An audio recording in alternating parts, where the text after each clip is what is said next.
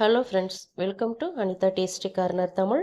2 நிமிஷத்தில் இட்லி, தோசை, வடைக்கெல்லாம் வச்சு சாப்பிட்ற மாதிரி தேங்காய் சட்னி எப்படி செய்கிறதுன்னு பார்க்கலாம். இந்த தேங்காய் சட்னியில் நம்ம பொட்டுக்கடலை சேர்க்க போகிறதில்ல. டேஸ்ட் ஆனால் ரொம்ப சூப்பராக இருக்கும். இப்போ வாங்க எப்படி செய்கிறதுன்னு பார்க்கலாம். அதுக்கு முன்னாடி நம்ம சேனலை சப்ஸ்கிரைப் பண்ணாமல் பார்க்குறீங்க அப்படின்னா மறந்துடாமல் சப்ஸ்கிரைப் பண்ணிக்கோங்க. பேன் ஹீட் பண்ணிவிட்டு அதில் 2 டீஸ்பூன் எண்ணெய் சேர்த்துக்கலாம். எண்ணெய் நல்லா சூடானதும் 2 பெரிய சைஸ் வெங்காயம் நீள்வாக்கில் கட் பண்ணி அதையும் சேர்த்துக்கலாம்.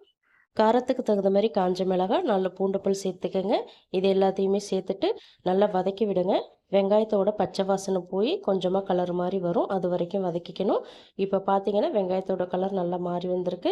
அதே போல் வெங்காயத்தோட பச்சை வாசனையும் நல்லா போயிட்டுருக்கு. இந்த ஸ்டேஜில் இதை நல்லா ஆற வச்சுட்டு ஒரு மிக்ஸி ஜாருக்கு மாற்றிக்கோங்க. மாற்றினதுக்கப்புறம் அரை மூடி தேங்காய் துருவல் சேர்த்துக்கோங்க. நான் மீடியம் சைஸ் தேங்காயில் அரை மூடி தேங்காய் எடுத்திருக்கேன், அதை சேர்த்துக்கலாம். இப்போது இந்த சட்னிக்கு தேவையான அளவு உப்பு சேர்த்துக்கோங்க. கொஞ்சமாக தண்ணி சேர்த்து இதை நல்லா கோர்ஸாக அரைச்சி எடுத்துகிட்டு வந்துடுங்க. ரொம்ப நைஸாக இருக்கக்கூடாது, லைட்டு கோர்ஸாக இருக்கணும். அரைச்சிட்டு வந்த சட்னி பவுலுக்கு மாற்றிக்கலாம். உங்களுக்கு திக்காக வேணும்னா நீங்கள் வச்சுக்கோங்க, இல்லை கொஞ்சம் தண்ணியாக வேணும்னு நினச்சிங்கன்னா கொஞ்சமாக தண்ணி சேர்த்து இதை கலந்து விட்டுக்கோங்க. அவ்வளோதான், நம்ம சட்னி ரெசிபி ரெடி ஆகிடுச்சு. ரொம்ப சூப்பராக இருக்கும். இட்லி தோசைக்கு மட்டும் இல்லாமல் பொங்கல் வடைக்கு கூட ரொம்பவே நல்லாயிருக்கும். நிச்சயமாக ட்ரை பண்ணி பாருங்கள். இது தாளிக்கிறதுக்குன்னு பார்த்தீங்கன்னா 1 டீஸ்பூன் எண்ணெய், அரை டீஸ்பூன் கடுகு, அரை டீஸ்பூன் உளுத்தம்பருப்பு, 2 காஞ்ச மிளகாய், ஒரு கொத்த கருவேப்பிலை சேர்த்து தாளித்து இதில் சேர்த்துக்கிட்டிங்க அப்படின்னா சட்னி சூப்பரான டேஸ்ட்டில் தயாராகிடும்.